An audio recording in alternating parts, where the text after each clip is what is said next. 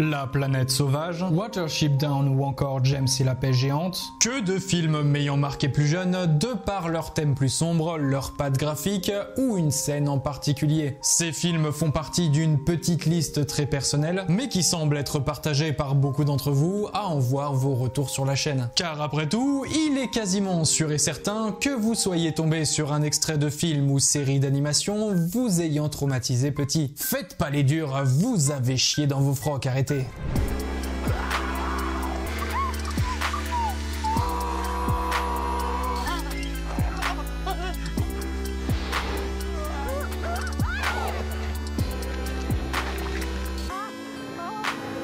On va passer une bonne journée!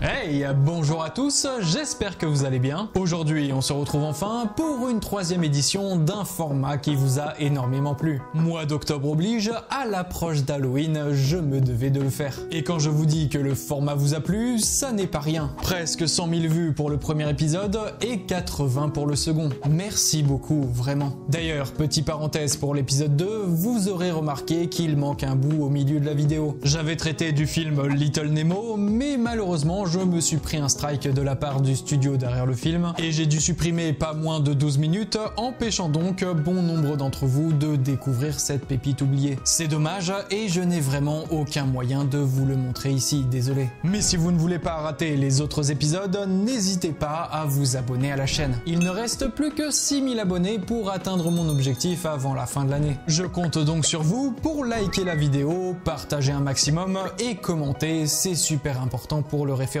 Mais bref, ne perdons pas une minute de plus. Si vous avez cliqué sur cette vidéo, c'est que vous voulez en savoir plus sur ces films d'animation étranges, flippants et dérangeants, voire même traumatisants pour les âmes les plus sensibles. On va donc une nouvelle fois briser le cliché beaucoup trop ancré, comme quoi les films d'animation sont réservés aux enfants, à travers ma sélection du jour. Chers amis, plongeons-nous tous ensemble dans l'univers froid et sombre des films d'animation les plus traumatisants, épisode 3. Générique.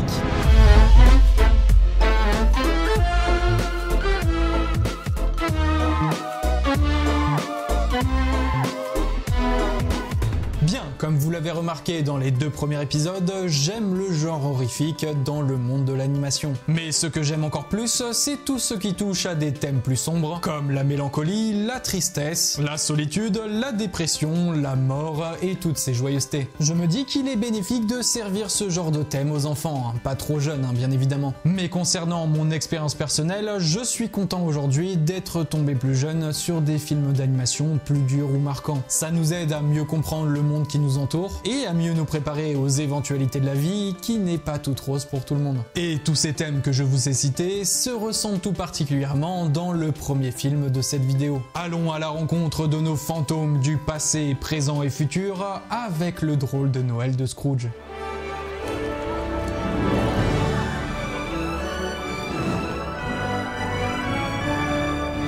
Le drôle de Noël de Scrooge est un long métrage américain d'animation en motion capture réalisé par Robert Zemeckis et sorti en 2009. Adapté du conte A Christmas Carol de l'écrivain britannique Charles Dickens, ce film est produit par les studios Walt Disney Pictures mais également Image Movers, fondé par Zemeckis en 97 puis racheté par Disney à l'occasion de la sortie du film. Robert Zemeckis, ce nom vous dit forcément quelque chose. Déjà parce qu'on a affaire à l'une des plus grandes figures du cinéma moderne, mais aussi parce que j'ai abordé sa filmographie dans mon précédent épisode. Concernant le monde de l'animation, il est connu pour sa réalisation de Qui veut la peau de Roger Rabbit sorti en 88, mais également une trilogie de films utilisant cette fameuse technique de motion capture. On a donc le Pôle Express en 2004, l'un des meilleurs films de Noël qui existent. La légende de Beowulf en 2007, qui mérite lui aussi que je m'y attarde, tellement la première partie du film m'a foutu les boules plus jeune.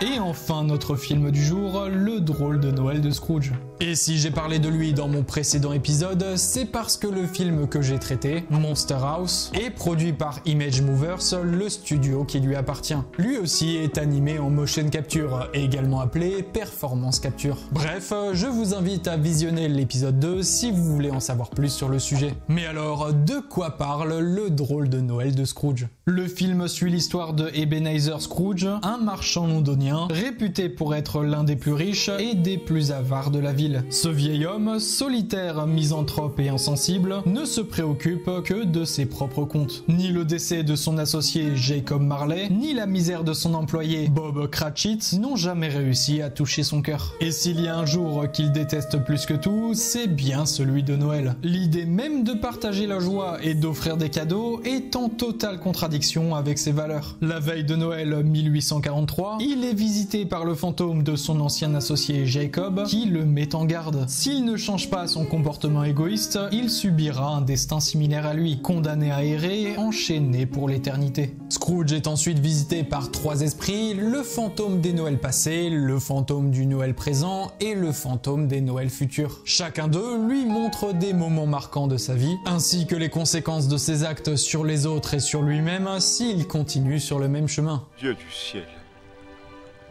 c'est le village où j'ai grandi,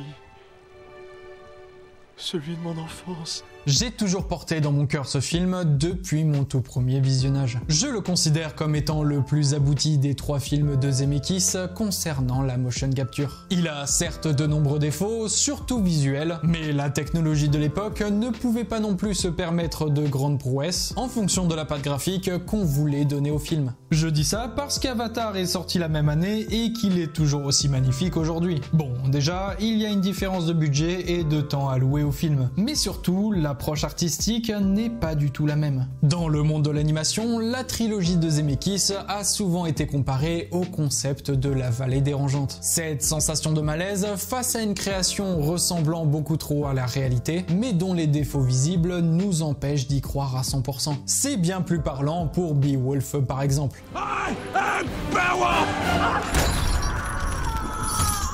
Mais outre la patte graphique du film qui a vieilli, logique, ça date de 2009 en même temps, on ne peut lui enlever le sublime travail exécuté sur Jim Carrey, interprétant Scrooge. Si vous êtes un passionné de cinéma, vous avez de grandes chances d'être tombé sur les making-of du film contenant les prises de Jim Carrey, bourrées de capteurs et de points noirs collés à la peau, servant de repère pour les animateurs. On ressent clairement les traits de l'acteur malgré la vieillesse du personnage. L'exemple le plus beau encore à ce jour reste l'aspect de David Jones avec Bill Nighy. Mais encore une fois, c'est une question de direction artistique, surréaliste pour Pirates des Caraïbes ou semi-réaliste animé pour le cas de Scrooge. Question performance aussi, j'ai toujours regardé le film dans sa version française. Je me devais donc de remercier Emmanuel Curtil pour son travail d'interprétation du personnage de Scrooge, mais aussi des fantômes du passé et du présent. Sans oublier Dominique Calignon-Morin, la voix française de Nicolas Cage, pour les personnages de Bob et Jacob. Je considère Le Drôle de Noël de Scrooge comme une œuvre importante, pour la jeunesse comme pour le reste du monde en fait. Les 3 fantômes du film s'adressent aux spectateurs de tout âge. Aux enfants directement, aux adultes se sentant encore enfants, aux adultes ayant rejeté cette notion, et enfin les personnes âgées qui peuvent ressentir des regrets ou des remords vis-à-vis de leur vie passée. C'est un film préventif sur les actions que l'on peut commettre et sur les conséquences que cela entraîne. Le film a un message presque biblique au final. Une sorte de ligne de conduite à adopter pour éviter un destin funeste. Mais Scrooge ne devient pas seulement une bonne personne par peur de ce qui l'attend après la mort. Il comprend enfin le sens de la vie et ce qu'il peut apporter au monde avec les pouvoirs qu'il a à sa disposition, ici sa fortune. L'histoire de Scrooge porte un message puissant sur l'importance de la bonté, du partage et de la rédemption. Ces valeurs sont universelles et accessibles aux enfants qui peuvent apprendre des aventures de Scrooge pour valoriser la générosité et la compassion. Et le tout dans un film de Noël. Une période à laquelle les enfants, mais aussi les adultes, doivent donner le meilleur d'eux-mêmes pour leurs proches et leur conscience. Mais je me disperse. Si je traite de ce film aujourd'hui, c'est bien pour une raison. Comme je l'ai dit, c'est un film préventif. Et si vous êtes familier avec les pubs d'accidents de la route ou des spots de prévention contre le tabac et l'alcool, vous savez ce qui marche le mieux, le choc. Voyons alors tous ensemble en quoi Le Drôle de Noël de Scrooge est terrifiant. Bon, comment Commençons par la raison globale avant de s'attarder à des scènes plus spécifiques. Comme je vous l'ai dit, le drôle de Noël de Scrooge est animé sur une base de motion capture. Une technologie en perpétuelle évolution dont on sent les défauts assez visibles dans le film, créant cette fameuse vallée dérangeante ayant perturbé bon nombre d'entre nous. Le malaise s'installe, on sait qu'ils ne sont pas réels, et pourtant, ils ont l'air si vrais, presque palpables. Les défauts résident dans l'animation, surtout quand l'action est exagérée, avec le rire, la danse, l'énervement, etc. Les membres s'agitent très facilement, comme si les personnages avaient des articulations bien huilées. On note également la physique des vêtements, qui trahit un peu l'aspect réaliste de nos personnages. Tout ça, si on regroupe la globalité, ça n'est pas au point d'être terrifiant, mais au moins suffisamment perturbant pour installer un climat de malaise tout au long du film. On est naturellement sur nos gardes. Et attention, je ne dénigre absolument pas la patte graphique de l'œuvre. Bien au contraire, je pense qu'elle a parfaitement rempli son objectif. Et perso, j'adore. Mais assez rigolé, passons aux choses sérieuses.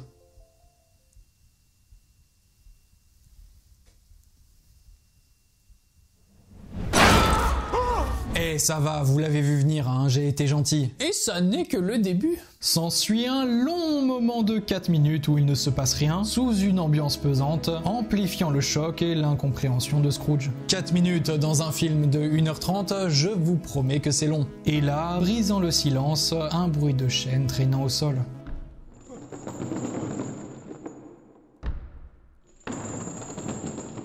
Suivi du bruit de chaîne, la poignée de la porte se tourne lentement de droite à gauche, et soudain...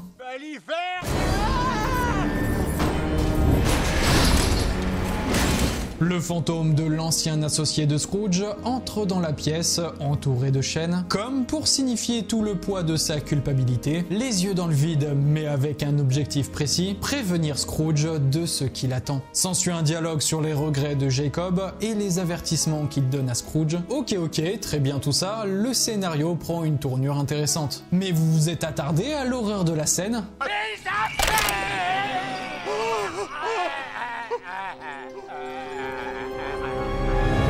Tout sent la mort, la putréfaction, la décomposition, et puis ces bruits de sound effect d'eau brisée, de mâchoires disloquées, de chair tombante, tout est choquant. Et c'est le but, nous sommes tous Scrooge à cet instant précis. Impuissants, forcés de croire ce que l'on voit et d'écouter ce qu'il a à nous dire. Et dans une dernière phrase avant de disparaître, il entraîne le protagoniste au bord de sa fenêtre pour le laisser admirer le spectacle cauchemardesque de l'armée d'âmes tourmentées dont il fera bientôt partie.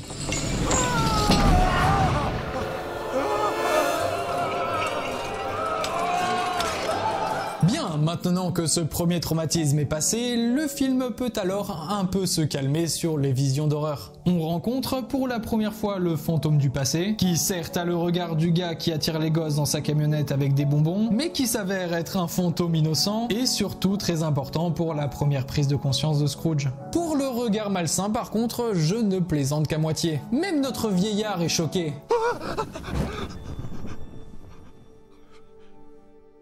En fait, ça n'est pas que dans le regard que ça va pas quand j'y pense. Mais bref, on fait un grand bond dans le film avec la rencontre du deuxième fantôme, celui du présent. Un homme charismatique, imposant mais sympathique et rieur. Un homme dont on aimerait entendre les histoires tellement il inspire le respect et la puissance. 3 hours later. Bon, vous le voyez, eh bien profitez-en bien parce que quelques minutes après... Je suis vieux. Alors là, on va rentrer dans la scène qui m'a personnellement le plus marqué. Tout s'enchaîne si vite, mais également dans son message qui se révèle bien plus limpide quand on revisionne le film une fois adulte. On fait donc face à deux enfants en piteux état, nommés ignorance pour le garçon et misère pour la fille, deux grands mots qui touchent les populations les plus précaires. Et alors que la tension monte dans ce vieux clocher, sonne alors le glas du troisième jour, celui de Noël.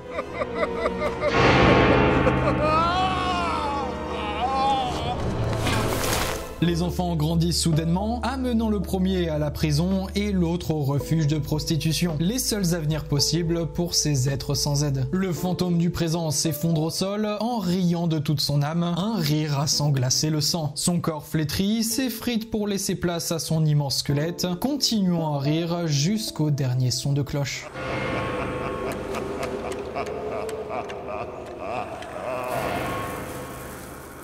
Et vous pensez qu'on va enfin respirer après tout ça? Non, ça serait trop naïf de votre part. Car les deux premiers fantômes ayant exécuté leur tâche, le troisième ne tarde pas à se présenter à Scrooge. D'abord sous la forme d'une ombre, révélant sa silhouette associée à la grande faucheuse, on le revoit par la suite dans la peau d'un cocher, conduisant une calèche tirée par deux grands étalons noirs aux yeux rouges.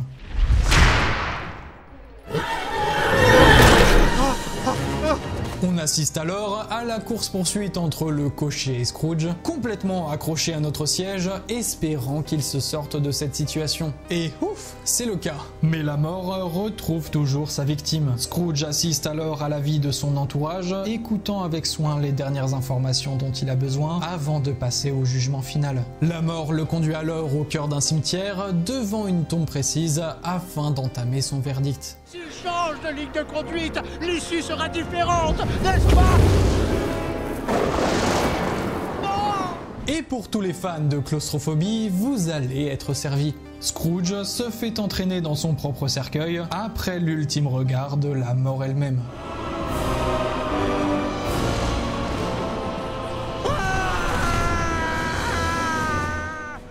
Alors, s'en est-il sorti? Je ne vais pas vous le dire. Je vous invite bien évidemment à visionner l'œuvre pour ceux qui le souhaitent. Mais je pense avoir fait le tour des innombrables scènes traumatisantes du film. Et il y en a un sacré paquet.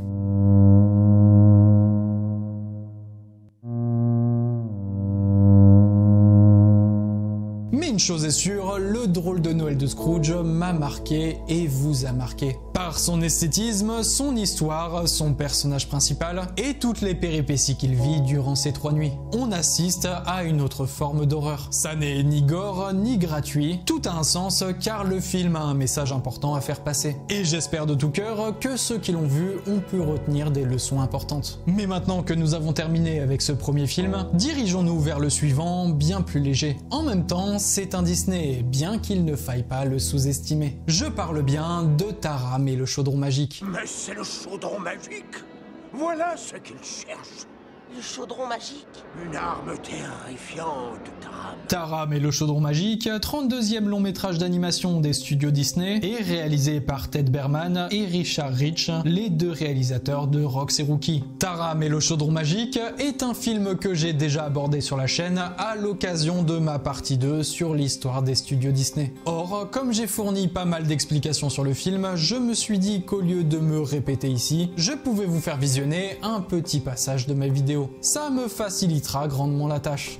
25e classique d'animation Disney, le film a été un enfer de production. Changement de locaux, disputes au sein des équipes, 9 personnes ayant bossé sur le scénario et des surcoûts financiers qui s'accumulent. Les débuts de production de ce film peuvent remonter à 1971 lorsque la société Disney a acheté les droits d'adaptation cinématographique des Chroniques de Pridin de Lloyd Shudley Alexander. Taram et le chaudron magique a nécessité 12 années de développement, dont 5 de production. Un budget record de 44 millions de dollars pour un accueil glacial du public, presque dégoûté par l'aspect trop sombre du film, n'ayant réalisé que 21 millions de dollars de recettes et mettant en péril l'avenir du département animation du studio.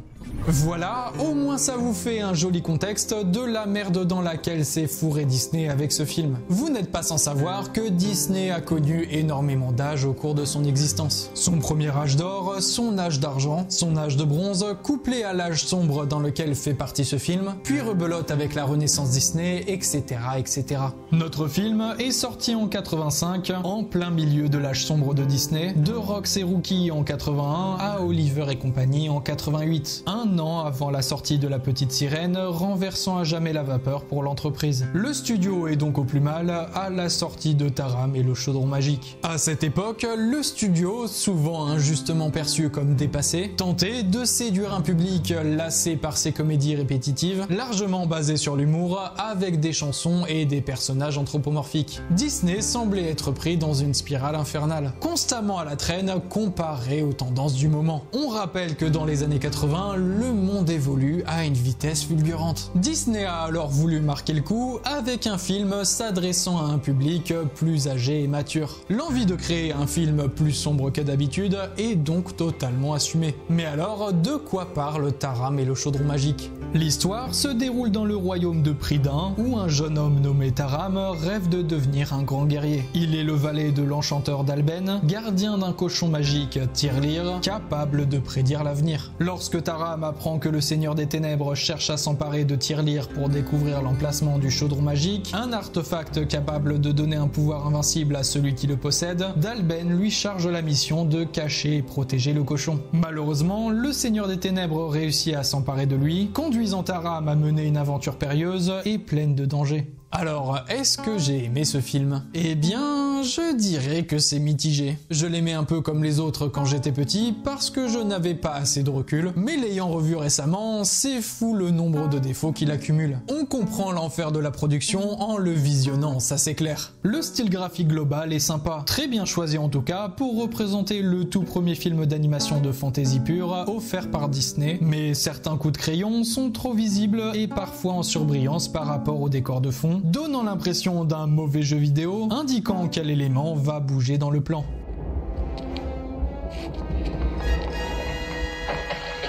Les personnages sont quasi tous insipides, vraiment c'est une catastrophe. Taram, en plus d'avoir le chara-design le plus PNJ qui existe, passe son temps à se plaindre de tout, passant d'une péripétie à une autre. Il se plaint, hop, il part à l'aventure. Il se replaint, hop, Tirlir est capturé. Il se plaint encore, hop, il est enfermé dans le château. Et là, il est content? Non, je déconne, il se plaint. Et hop, il fait la rencontre de la princesse Héloïse qui le sort de cette situation, etc., etc., au secours. Héloïse, qui pouvait être le meilleur élément du film, une princesse au caractère fort et sûr d'elle, mais au final insupportable. Ah oui, ton saucisson à pâte. Il n'est pas comme les autres, il lit l'avenir. Oh, que c'est intéressant.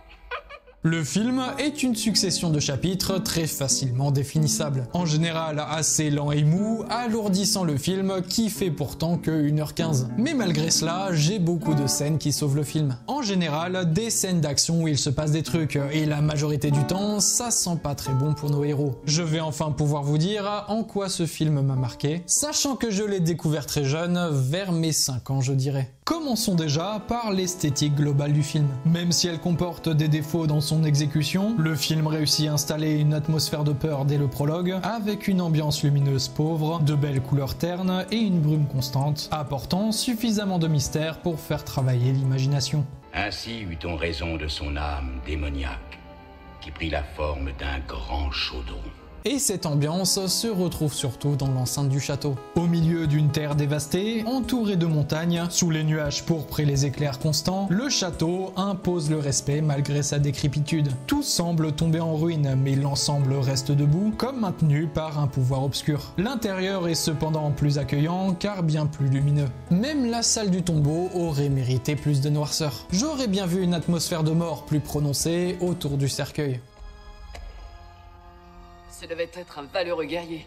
Mais avant de nous concentrer sur notre antagoniste, je voulais faire un léger détour sur une scène qui m'a marqué. L'enlèvement de Tirlir par les dragons du Seigneur des Ténèbres.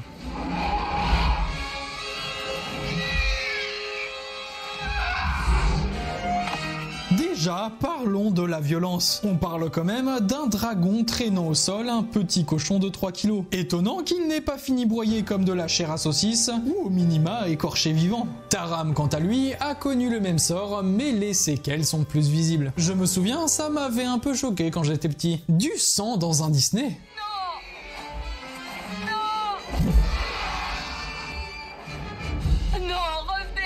Bon, passons maintenant à l'élément principal du film, le Seigneur des Ténèbres, également appelé Roi Cornu, et vous allez très vite savoir pourquoi.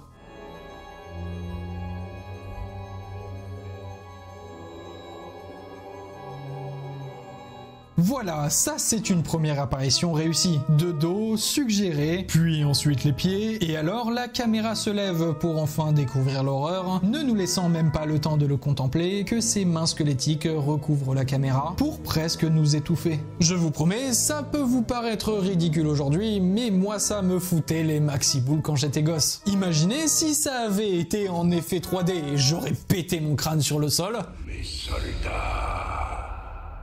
bientôt le chaudron magique sera mien.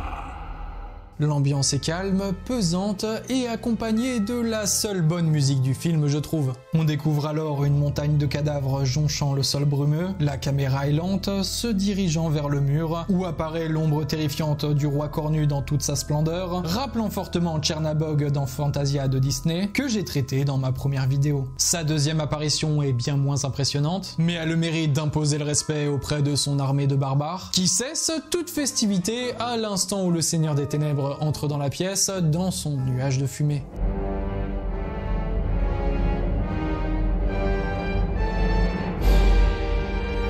Le reste du temps, il est malheureusement filmé dans son entièreté, le détachant de la scène, minimisant son impact et le rendant presque frêle et ridicule. C'est définitivement quand il est suggéré qu'il est le plus impactant. Mais le climax de l'horreur commence lorsque le Seigneur des Ténèbres utilise le chaudron magique pour faire ressusciter son armée de morts. Mais pour cela, le chaudron a besoin de chair, de sang, afin de délivrer son pouvoir maléfique. À l'instant où il se réveille, on sait que ça pue pour nos héros.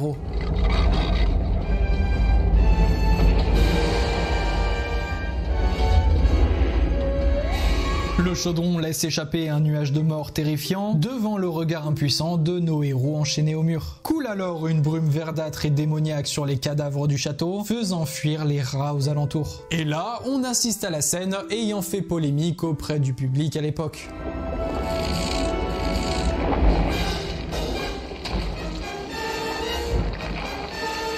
Ça peut paraître rien comme ça, mais elle a énormément choqué quand le film était diffusé en salle. Et le pire dans tout ça, c'est que la scène aurait pu être 1000 fois plus choquante si les réalisateurs n'avaient pas coupé la suite. On y voit les barbares littéralement fondre sous les squelettes ressuscités. Leur chair bouillonne, faisant apparaître des pustules et les os des victimes. Et bon appétit bien sûr.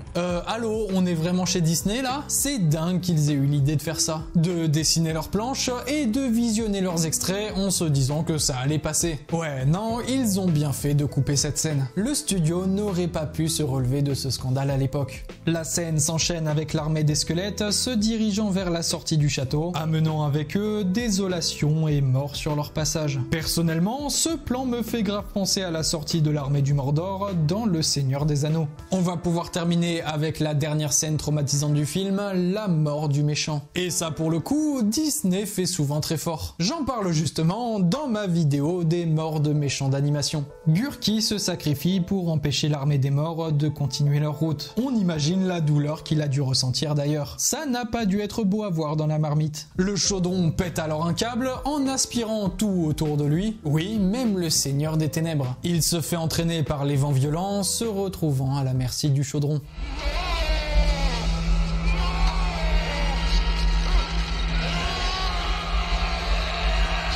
Son corps est alors aspiré, puis son âme, pour ne laisser qu'un amas d'os explosant dans tous les sens.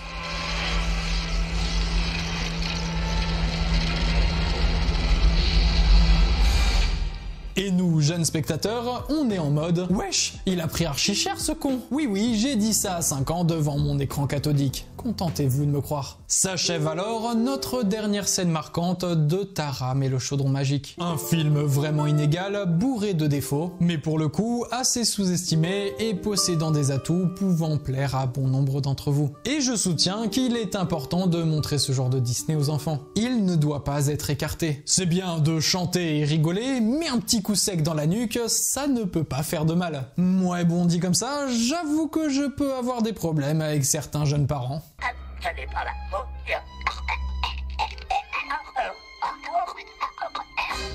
Et voilà chers amis, c'est la fin de cette vidéo, j'espère qu'elle vous a plu. Toujours un plaisir de replonger en enfance, même quand il s'agit de thèmes plus sombres et marquants. Il faut donner de l'importance à ce genre d'œuvre. Dans tous les cas, si la vidéo vous a plu, n'hésitez pas à vous abonner. Je rappelle mon objectif, 50 000 avant la fin de l'année. Vous pouvez également me soutenir avec un like, un partage et un commentaire comme d'habitude. En plus, je ne voudrais pas vous forcer la main, mais c'est mon anniversaire à l'heure où je vous parle. Faites-moi péter cette vidéo, ça me ferait grave plaisir. Sinon, pour ceux qui veulent me soutenir financièrement, vous pouvez en passant par ma page Tipeee disponible dans la barre de description. Il y a aussi le bouton Super Thanks à droite du pouce bleu. Merci à tous ceux qui le feront. Sur ce les amis, je vous laisse, on se dit à début novembre pour ma critique du Robot Sauvage. En attendant, joyeux Halloween. Continuez de regarder des films d'animation plus sombres, c'est la bonne période en plus. Prenez le temps de vraiment les comprendre et les apprécier, mais surtout, n'arrêtez jamais de rêver. À la prochaine.